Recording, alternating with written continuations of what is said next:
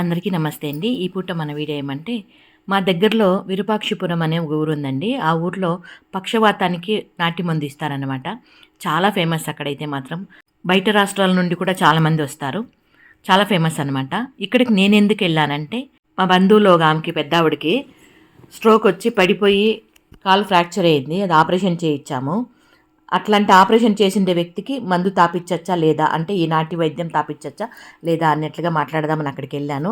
ఇంక అక్కడ నాతో మాట్లాడుతున్నారు కదా అబ్బాయి, వాళ్ళ నాన్నగారు మెయిన్ డాక్టర్ అనమాట. ఈ పిల్లలు కూడా మెడికల్ ఫీల్డ్లోనే ఉండారు. వాళ్ళు కూడా అక్కడ మందులు అవన్నీ కూడా ఇస్తారనమాట. దానికని అక్కడ అడిగితే అబ్బాయి ఏం చెప్పాడంటే, ఆపరేషన్ చేసిన వాళ్ళకి మందు ఇయకూడదమ్మా, పని చేయదు అన్నట్లుగా చెప్పారు. కొంచెం బాగా అంటే ఆపరేషన్ అంతా కుదుట పడిన తర్వాత ఆర్థో డాక్టర్ని అడగండి, బాగా ఎంత కుదుట పడిందా అన్నట్లుగా తెలిస్తే, స్కాన్లో తెలిస్తే దాని తర్వాత తీసుకోరండి, మందు కావాలంటే ఇద్దాము, ఇప్పుడైతే అవసరం లేదు అన్నట్లుగా చెప్పారు. ఇదండి ఈ పూట చిన్ని వీడియో. నచ్చితే లైక్ చేయండి. Thank you.